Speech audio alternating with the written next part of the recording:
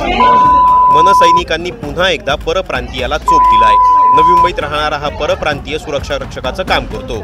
याच ठिकाणी असणाऱ्या एका महिलेसोबत त्यानं असभ्य वर्तन केल्याचं आणि तिला अश्लील बोलल्याचा आरोप आहे। पैशावरून हा वाद सुरू झाला। जेव्हा या सुरक्षा रक्षकाला त्याच्या कामाचे पैसे मिळाले तेव्हा त्याने कंपनीचा मालक जो मराठी आहे आणि या महिलेला शिवीगाळ केली।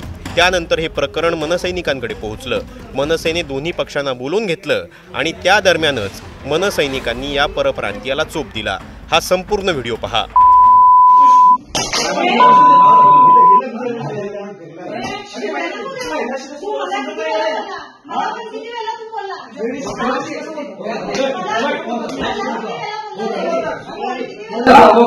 शुक्ला जी थोड़ा शांत रहो।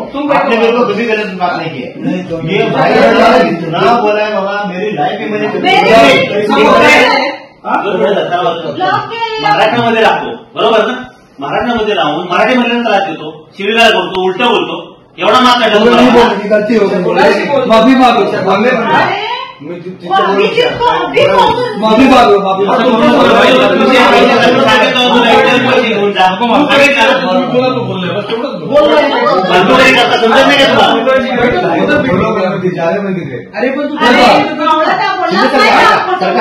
अजून पण त्याला खरं बोलायला सोडून द्यायचे। अजून पण त्याला